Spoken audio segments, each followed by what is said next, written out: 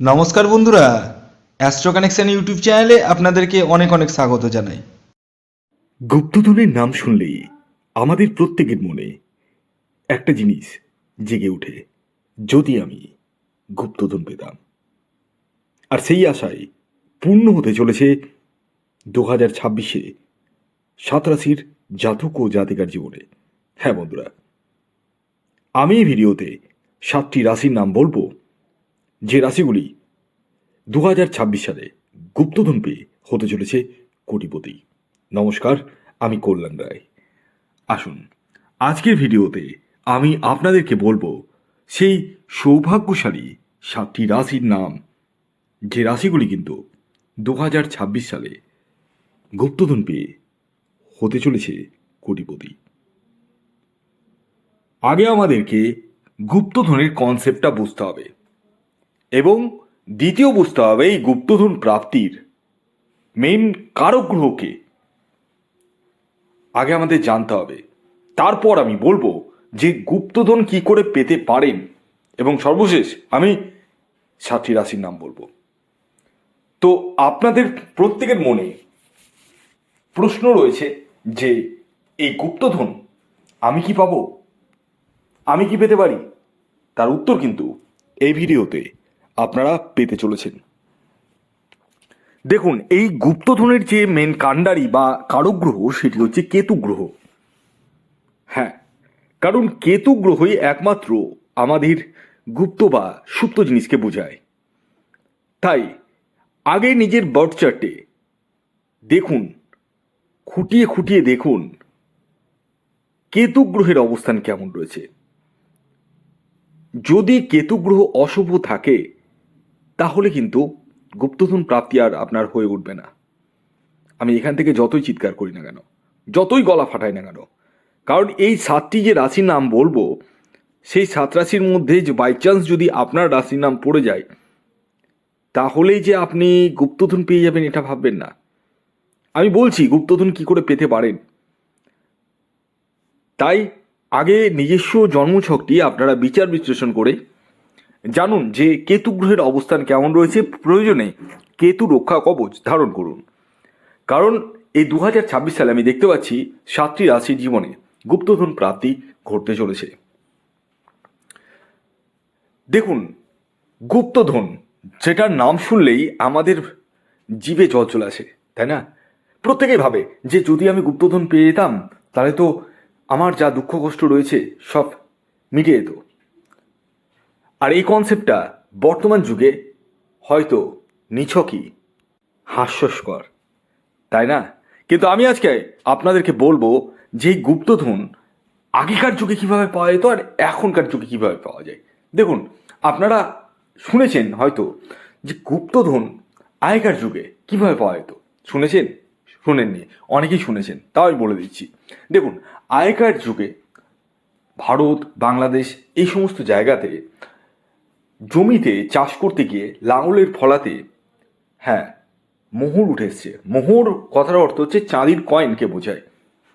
আর বর্তমান যুগে চাঁদির মূল্য কতটা দেখতেই তো পাচ্ছেন।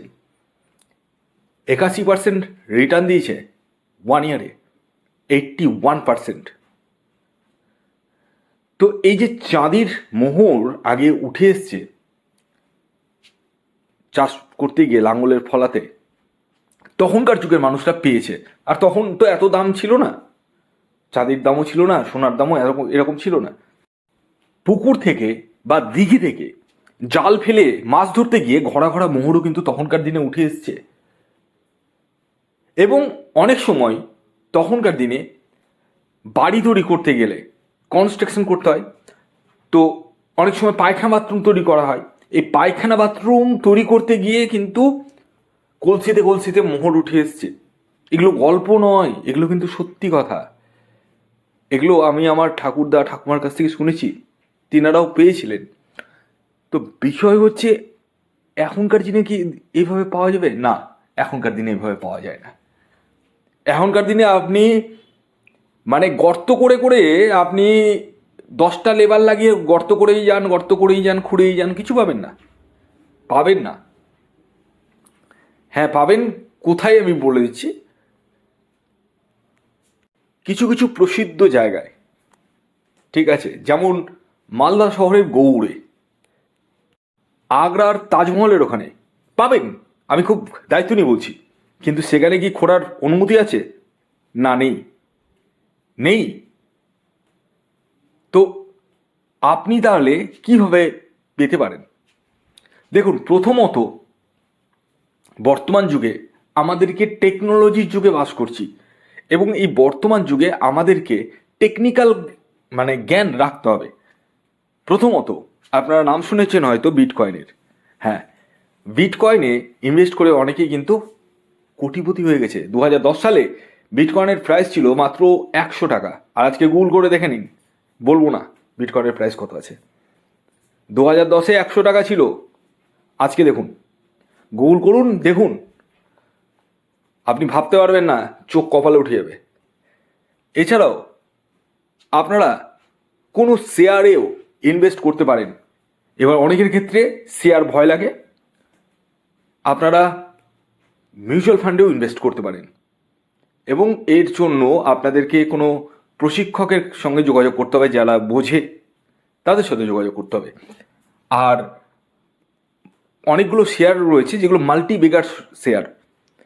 আপনি যদি কোনো মাল্টি বেগার শেয়ার খোঁজ করতে পারেন, মাল্টি বেগার মানে বুঝিয়ে দিই, এমন একটি শেয়ার যেটার প্রাইস ধরুন 10 টাকা করে, কিন্তু তার পোটেন্সিয়ালিটি আছে আগামী 5 বছরের মধ্যে সেটা 100 টাকা হয়ে যাওয়ার।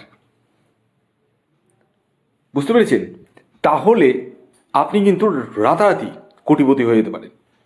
তো এই জিনিসটা কিন্তু আপনাদের, অর্থাৎ এই 7 রাশির কিন্তু হওয়ার সম্ভাবনা রয়েছে। আশা করি আমি আপনাদেরকে বোঝাতে পারলাম। এবার আমি 7টি রাশির নাম পরস্পর বলবো, যে রাশিগুলি 2026 সালে গুপ্তধন পেয়ে হতে চলেছে কোটিপতি। প্রথম যে রাশির নাম বলবো সেটি হচ্ছে তুলা রাশি। দ্বিতীয় যে রাশির নাম বলবো সেটি হচ্ছে কুম্ভ রাশি। 3 নম্বর যে রাশির নাম বলবো সেটি হচ্ছে কর্কট রাশি। 4 নম্বর যে রাশির নাম বলবো সেটি হচ্ছে কন্যা রাশি। 5 নম্বর যে রাশির নাম বলবো সেটি হচ্ছে সিংহ রাশি।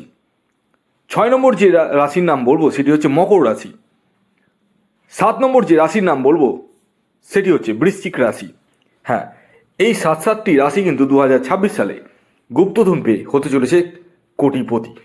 ভিডিওটি কেমন লাগলো অবশ্যই জানাবেন। যদি ভিডিওটি ভালো লাগে অবশ্যই লাইক করে দিন, শেয়ার করে দিন। ধন্যবাদ।